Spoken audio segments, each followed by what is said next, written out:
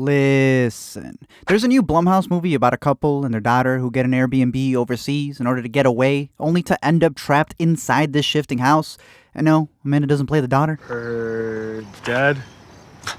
Husband. It's pretty much 3 stories in one, that of a haunted house story, a broken marriage, and a guilty psyche bundled into one. And in my opinion, it's an okay rent it, depending on how many of the 3 work for you. Let me explain. Now, in terms of a scary movie, I think that's the weakest aspect of it because the jump scares are stupid.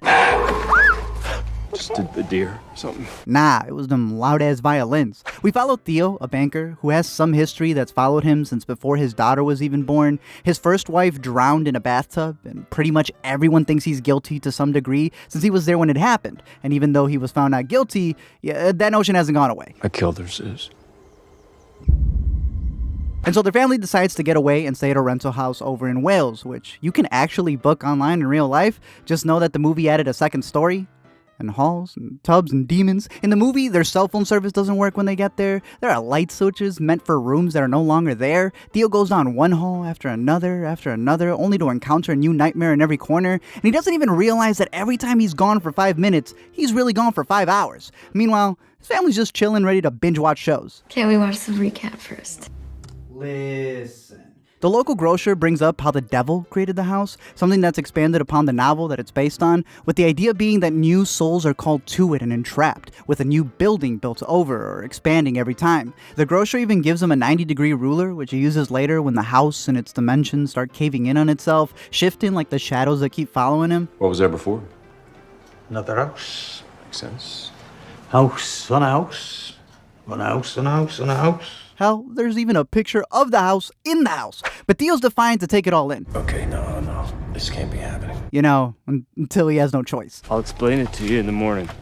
He keeps seeing different premonitions, shadows, and writings left in his book that he doesn't know where they come from. But it isn't until Ella goes missing that he decides to run away. Until it's too cold and decides to go back. Now, I can't really argue, because previously, whenever I said I would encounter a haunted location, my response would be to go get an Airbnb. But this is the Airbnb. That said, I damn sure wouldn't go back in there and say night-night. While he continues to get haunted, taunted, and left with his foot loose, he encounters the being of his nightmares, known as Stettler, who you can kind of see as the devil imitating Tiiu and letting him know that the house lured him in, and that the sins of his past must be paid for, or they're going to be passed down to his family. The looping of the house and him within different dimensions of it kind of reminded me a lot of this movie right here that I won't fully spoil, but you'll kind of get the gist of it as he realizes that he's the cause of a lot of the anguish while being in there. And so in order to save his family, he gives up himself. Is he good? Is he bad? That's one of those things that you're going to have to kind of decide after you've seen the film. Oh man, sunblock. Now the marriage story aspect, I think is a lot more interesting. They think you're dangerous.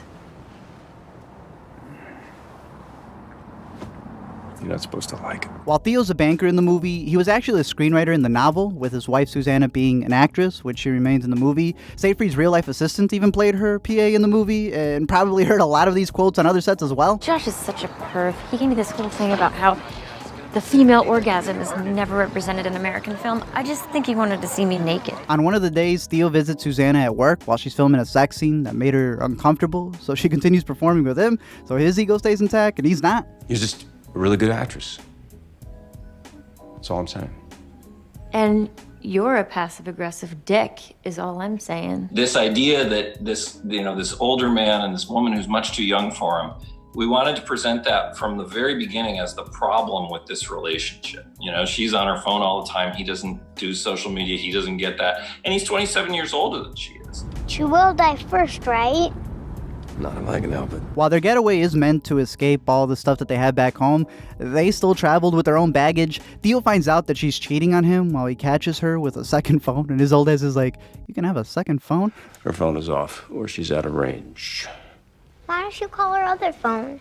And so he kicks her out, not realizing that he himself is stuck there. You chose this place, not me. No, I didn't. You sent me the link. I absolutely did not. You sent it to me. This man was so concerned with his wife being on her phone that none of them thought about double-checking this red flag. Avery Essex plays the daughter in the film, and I think she gives a really good performance and has one of the most pivotal scenes when it comes to the themes of the movie, as Susanna reveals to her what her dad's been suppressing all this time. Some people think that if you're accused, you must be guilty of something.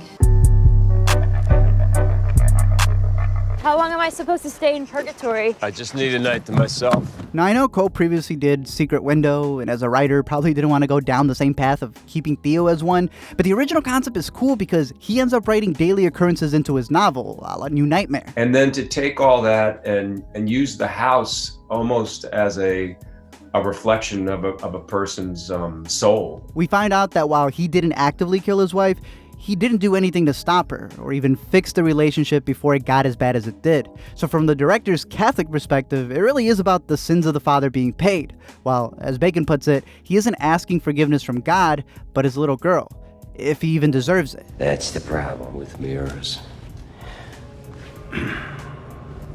They always show you yourself. Can't even trust yourself. So really, from the context of it being in his psyche, in his mind, it's less a haunted house story and more so his guilt that keeps him up his night. That it was really himself trying to reach himself. It's his guilt that keeps him trapped. And if you don't reconcile your past sins, it'll entrap those you love as well. And so he sacrifices himself so that they can be free. It's a hell house, but not one that's just physical. It's a state of mind you can't escape that showcases how your past affects your present, and if you don't fix it, will haunt your future.